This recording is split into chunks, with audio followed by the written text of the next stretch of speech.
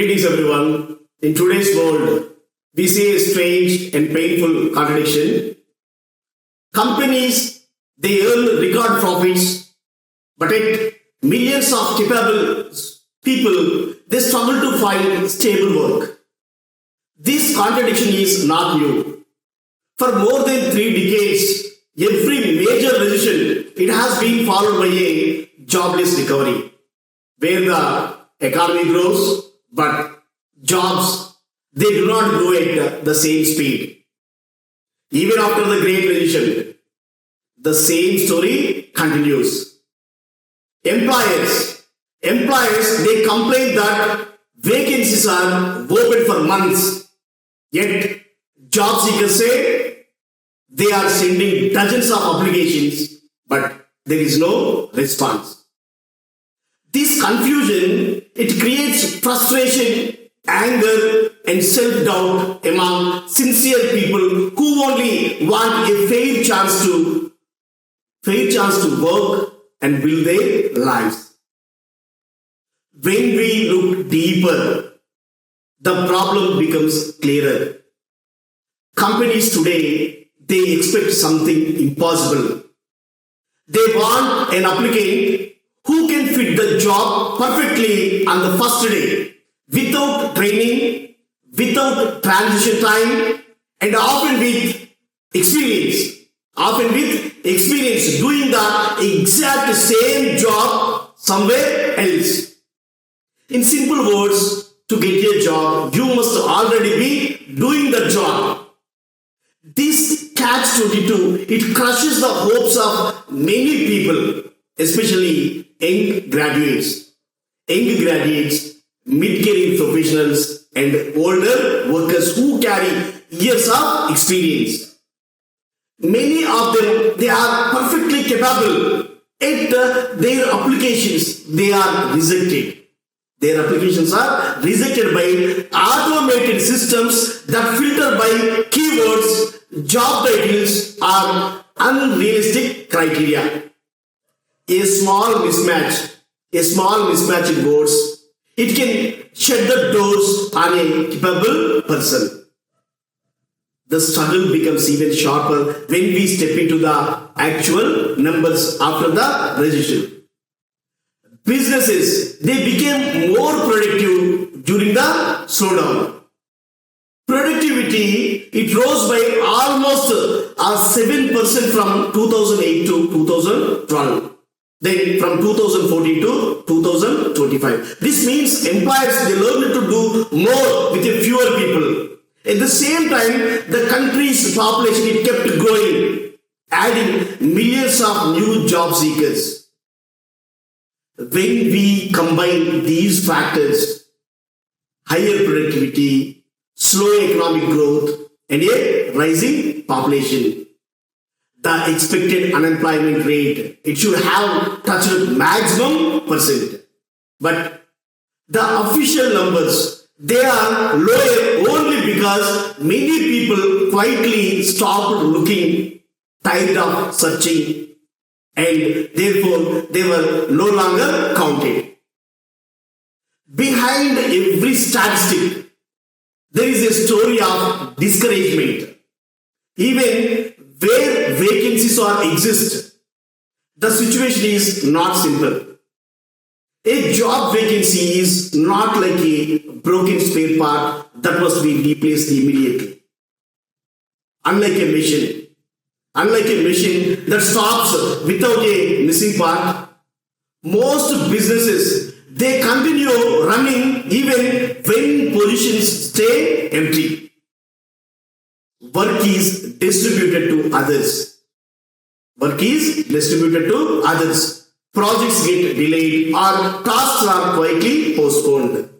Managers feel the pressure, employees feel the burnout, but the organization, it still moves forward.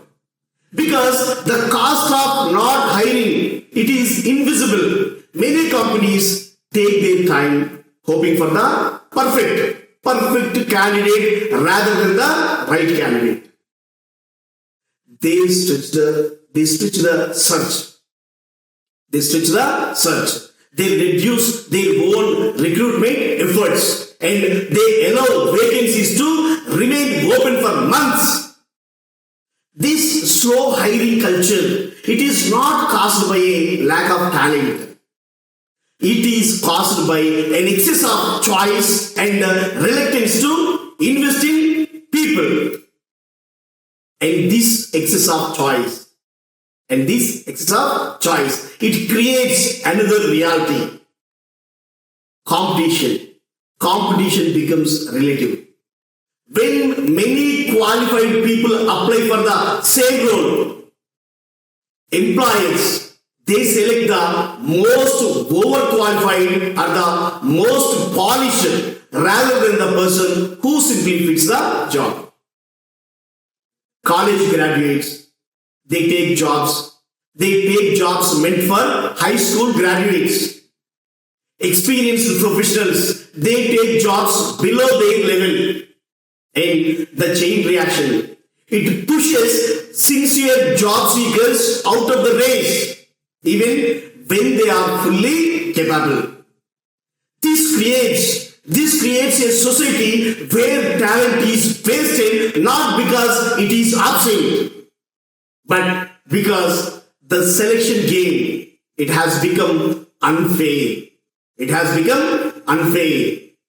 Over the years, this pressure, it has pushed candidates into chasing more degrees, more certificates and more credentials, even when those extra qualifications are not needed for the job.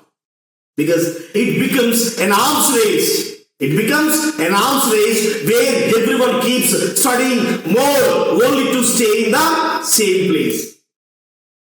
On the employer side, many quietly avoid candidates who are unemployed, who are older, who are assuming that unemployment signals weakness, even when it is simply reflects economic hardship. These biases close the doors on capable human beings who deserve dignity and opportunity. In this environment, many employers, they claim that there is a skill gap. There is a skills gap, that people are not training enough, not knowledgeable enough, or not ready for work. But when we examine the evidence, these claims, they do not hold up. Many of the hardest to fill the jobs are actually low skill or semi-skill roles. In many industries, in many companies, employers, they are simply unwilling to offer wages that match market reality. In other cases, they expect new workers to carry experience that can only be built by working in the same role earlier. Another contradiction that locks out thousands of deserving people. The truth is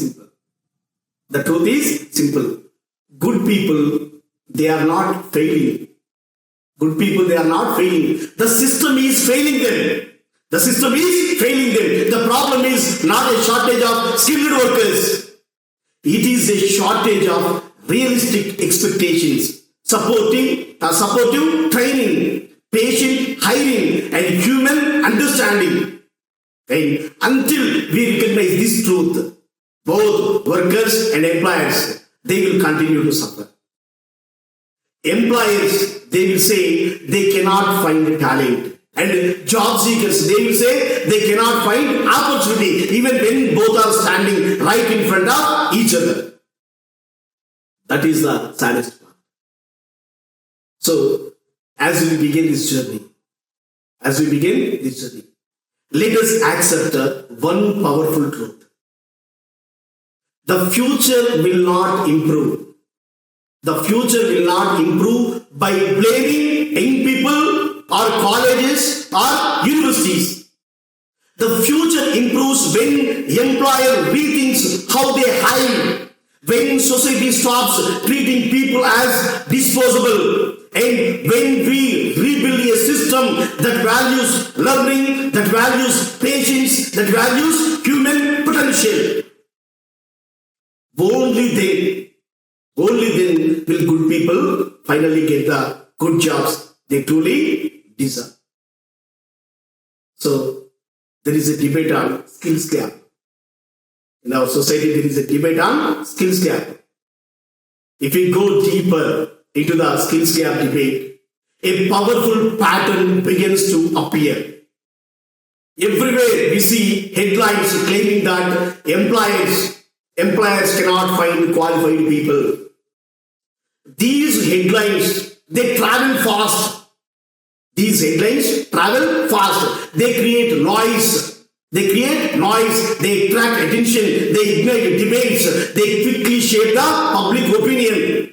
But when we look beneath these claims, the picture becomes far more complex. The so-called skills shortage, it often reflects something deeper than the absence of talent. For example, take a recent situation in Indian aviation. Indigo flights, they were being cancelled because there were not enough trained pilots. Thousands of passengers, they were stranded. Thousands of national and international passengers, they were stranded. Indigo, which controls more than half of India's aviation market, it struggled under this crisis. On the surface, it looked like a simple shortage. But the truth behind it, it points towards a much larger structural issue. While airlines were collapsing, India's largest private operator of airports, they acquired the country's biggest pilot training company for a massive sum. It looked like a business decision, but the meaning was far deeper. In aviation, the one who controls pilot training, they control the future supply of pilots.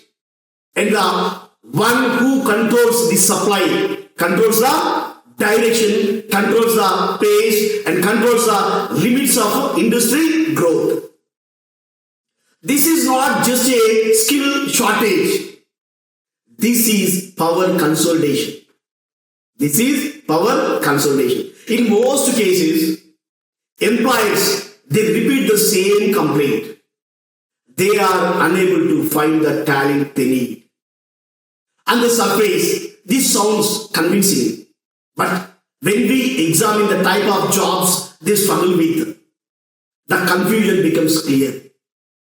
Many of those so-called hard-to-fill positions, they are actually routine roles. Basic labor roles or semi-skilled company roles where learning happens on the job. Even for the sales jobs or for office support staff or technician roles, they appear on the list. These are not specialized roles requiring rare abilities. They are the roles that traditionally train people after hiring. This gap between perception and reality, it grows because companies expect a level of readiness that does not match the real world job market. Some employees, they insist that wages are not the problem. Yet they offer salaries far below. To the industry standards. Others, they expect highly experienced people to accept low pay simply because unemployment is high. In such situations, the issue is not skill shortage. It is a wage shortage. A disturbing pattern also appears when companies talk about lack of knowledge. Instead of referring to academic ability, they often mean lack of prior experience in the extract task. That makes the gap even tighter. When experience becomes the main requirement for every job, fresh graduates, fresh graduates and career changes, they get pushed aside. Another reality is mobility. Another reality is mobility. Many families, especially in countries like India, they are deeply rooted in their communities. Relocating for every job opportunity, it becomes risky. It becomes risky when jobs themselves have become temporary or jobs have become unstable. Many employees, they fear moving their entire family for a job that may not last a year at least. This hesitation, it is not a lack of commitment. It is a practical survival choice. When we bring all these realities together, the idea of a national skill gap, it loses its strength.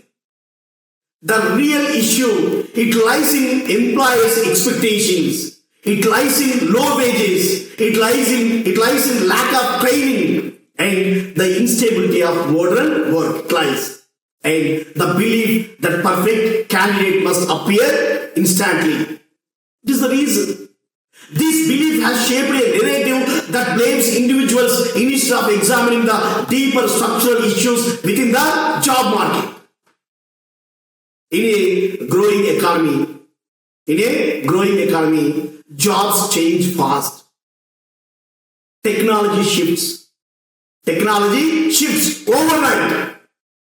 Industries expand and collapse within a decade.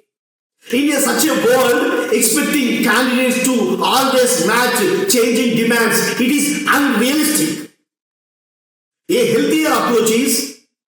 healthier approach for employers is to strengthen training system, provide practical learning paths, and share responsibility for building the workforce of the future.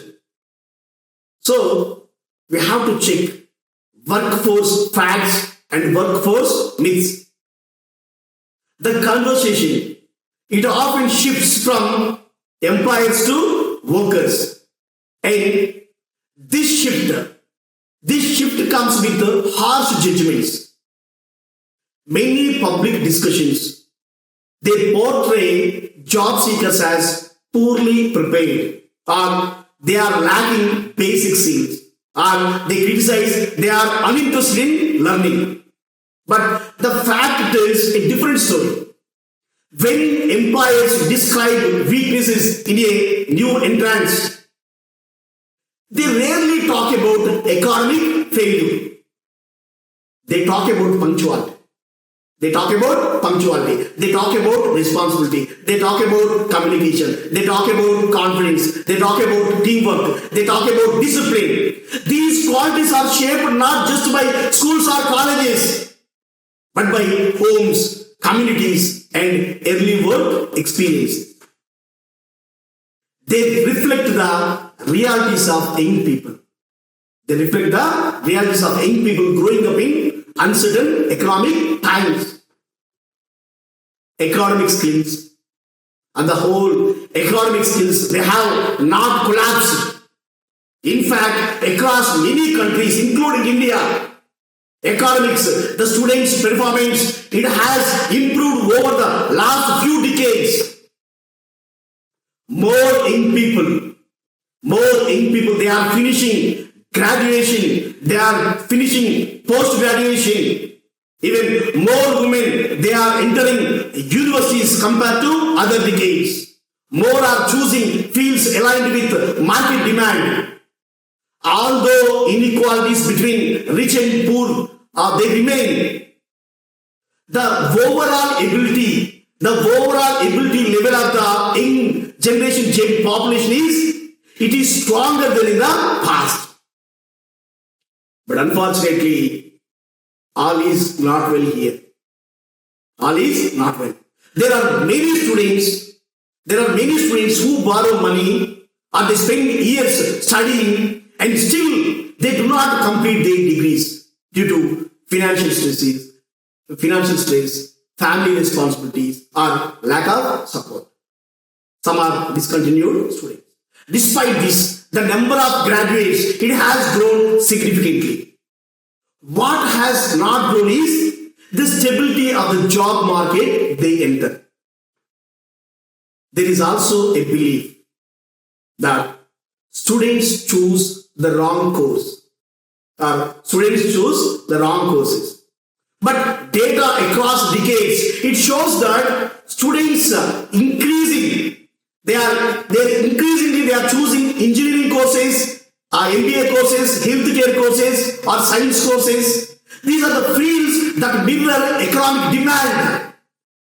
Fields like engineering, it has grown explosively in India. The problem is not that students are choosing the wrong subjects. The problem is that job demand changes faster than education system can adapt. In these fast-moving companies or industries like information technology, the skill cycles, they are extremely short. A tool or a language in a high demand today, it may become outdated tomorrow. No education system can match this speed. Expecting perfect alignment is unrealistic. Instead, industries need to participate actively in training. They need to participate in apprenticeship, or they need to participate in on-the-job development. The future often gets painted as a battlefield when only highly specialized, mathematically gifted, technologically advanced workers, they will only survive. But the truth is that many high growth sectors, they require strong interpersonal abilities rather than advanced technical skills. Jobs in service, jobs in healthcare, jobs in logistics, retail, hospitality and care work, these sectors that are exploding in India, they depend on empathy. They depend on communication. They depend on coordination. They depend on flexibility. These are human skills, not purely academic ones. Therefore, what we can see is not a failure of people. Not a failure of people. It is a misunderstanding of what work truly requires. It is a mismatch. It is a mismatch between public narratives and ground realities. It is the widening gap between employers' expectations and the practical lives of workers. Society benefits when we stop blaming job seekers. When we stop blaming job seekers and when we start understanding them. And young people today, they navigate an unpredictable world. This generation, they are traveling with unpredictable world. They study hard. They upgrade their skills. They chase opportunities. They still face obstacles created by systems, not by personal weakness. The path forward, it needs compassion. It needs investment. It needs training. It needs a renewed sense of partnership between employers and workers. When we recognize that, people are willing to learn, people are willing to work, people are willing to contribute. The conversation moves from blame to possibility. Something is wrong with the hiring process. As we move deeper into this journey, one truth it becomes impossible to ignore. The hiring process. The hiring process itself has become a barrier. It is not the people who are broken. It is the system. It is the system through which they are judged. For many sincere job seekers, the hiring process, it feels like a maze. It feels like a maze where every turn it leads to another closed door. The first obstacle, it comes even before a human being sees the application. Most companies today, they use automated systems to filter the candidates. These systems, They read resumes. They read resumes like machines, not like humans. They search for perfect keywords. They search for exact job titles. They search for rigid formats. A person with genuine ability may be rejected simply because they used a different word or because their previous company used a different title for a similar role. Human talent. It gets filtered out by technical settings, not by real evaluation. This over-reliance on technology, it makes the process feel cold and mechanical. It removes human judgment. With it, the understanding that people grow, the understanding that people adapt, the understanding people learn and they bring unique strengths to job, it will be missing. So in your country, countless capable youth, they feel the frustration. A job posting may receive thousands of applications. Yet only those who fit a precise digital template, they move forward. The rest they lost in the silence. That is the filtering, resume filtering, first obstacle. Second obstacle is employers' expectations. Hiring has become a checklist exercise where companies hope to find a candidate who matches every single requirement perfectly. They no longer want potential. They want perfection. They no longer want someone who can grow into the role. They want someone who already has every skill, every certificate, and every experience, no matter how unrealistic the standard is. This mindset, it creates a strange situation. Even when a company needs help urgently, they hesitate to hire. They wait for a candidate who may not even exist. They complain about a talent shortage while turning away highly capable people who could succeed with a little support. The belief that only the perfect candidate will do, it becomes a silent barrier. That keeps vacancies open and job seekers unemployed. So that is the second obstacle. Third obstacle is, it lies in the shrinking willingness of companies to train the people. Earlier generations, they often entered the companies that invested in them. The companies invested in candidates. The companies taught them. The companies gave them time to grow. But unfortunately, today in the present scenario, training is treated as an expense rather than an investment. Companies expect employees to arrive fully ready, even for jobs that require specialized knowledge or company-specific process. They need experience. When training disappears, the burden shifts entirely onto the job seekers. They must collect degrees. They must collect certificates. They must collect experience all before they even enter the gate. This makes entry-level work harder to access, and it leaves those who cannot afford expensive education further behind. Then the final barrier. The final barrier is that many employees themselves, they feel overwhelmed. They receive more applications. Than they can handle. Yet they cannot easily identify the right people. This creates delays, this creates confusion, this creates missed opportunities on both sides.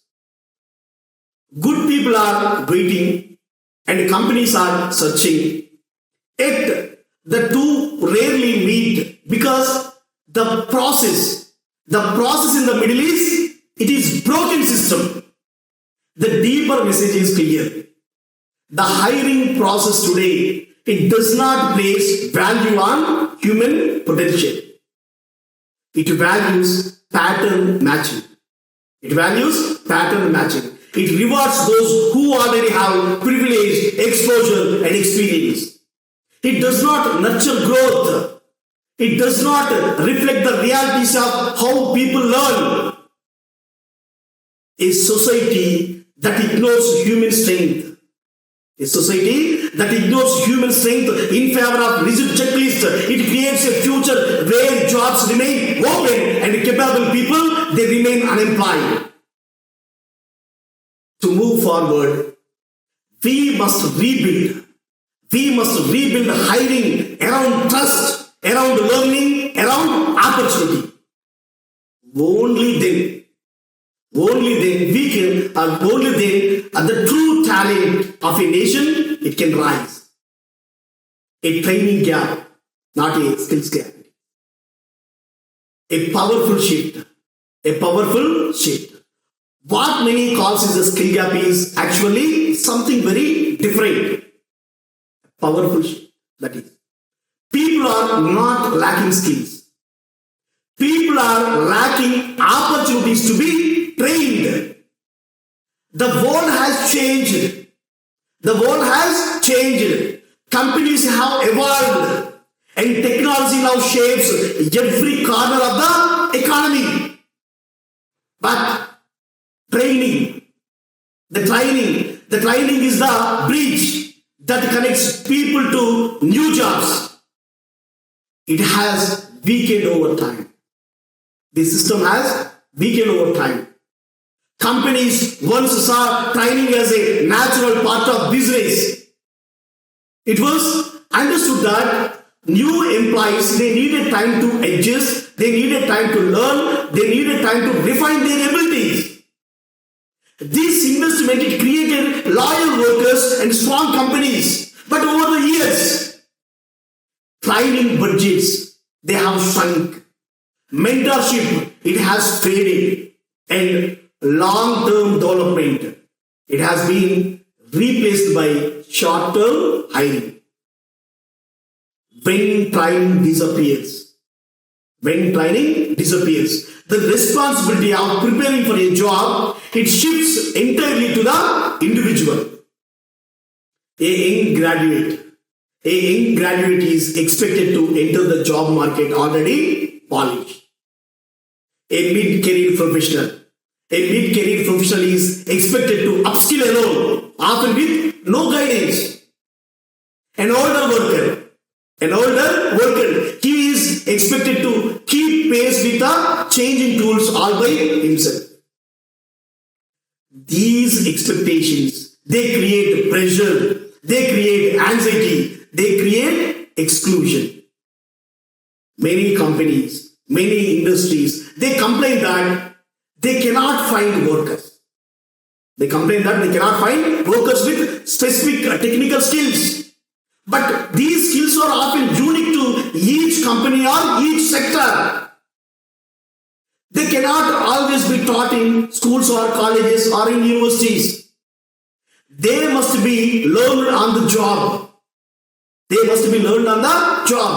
When employers refuse to provide this on-the-job training, then vacancies remain open while talented people stand outside the door. In countries like India, this gap is clearly visible. It is visible everywhere. Students often learn theory in college, but they rarely receive practical exposure. They complete engineering degrees without ever touching the tools, software, or equipment which used in real workplaces. This is not because students lack interest. It is because the connection between industry and the connection between education, it is weak. On the other side, companies, they want employees who already have hands-on experience, but they hesitate to provide that experience themselves. The result is a cycle. The result is a cycle where students lack exposure, where employees lack ready candidates, and the blame continues. The blame continues without any resolution. Training is not just a skill building exercise. It is a social investment. When companies train people, they strengthen communities, they increase productivity, and they can create stability. They give young workers a chance to grow.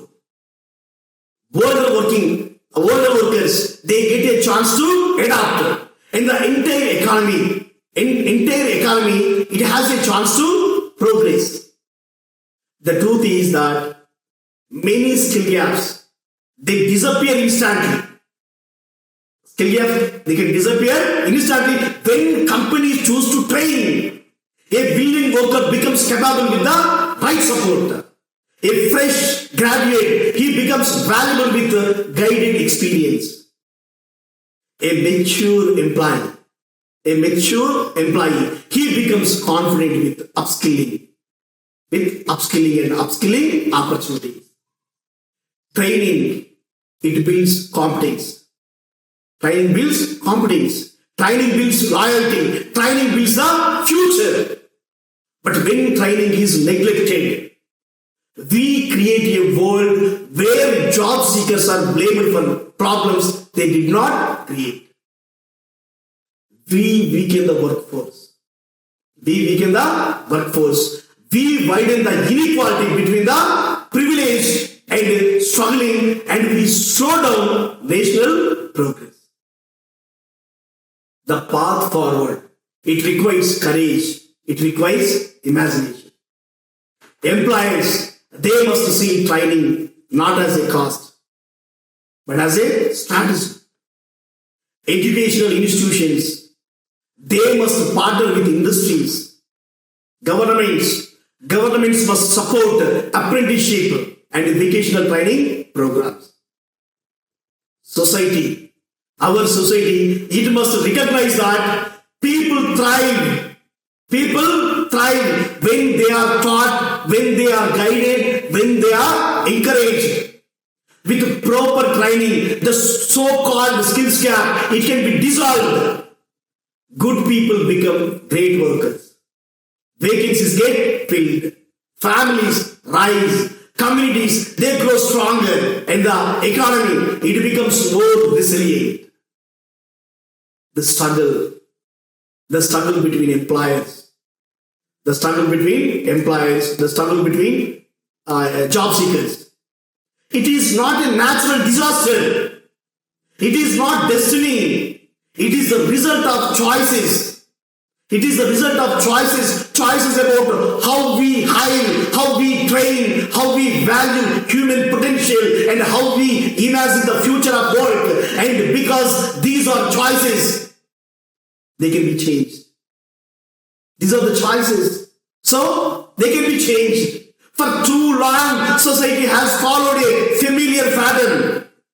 Whenever unemployment rises, the blame falls on the unemployed youth. Youth are accused of lacking discipline. Graduates are accused of choosing the wrong courses. Workers are accused of not keeping up with technology. Then what about older employees? They are accused of being slow, or they are accused of being outdated.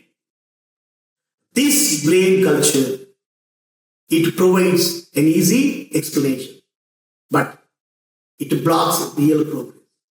The real issue, it has always been the structure of work itself. Jobs, they change faster. Jobs change faster than education systems. Technology evolves faster than training programs. Employers demand experience before offering opportunity. Hiring systems, they are relying on machines. They are relying on machines instead of human judgment. This mismatch is creating a long shadow where good people stand waiting.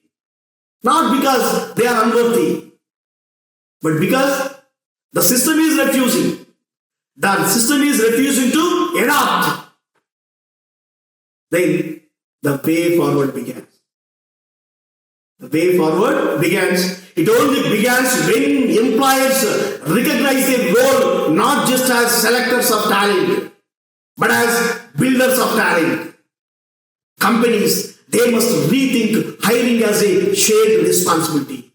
If a perfect candidate does not exist, the answer is not to wait endlessly.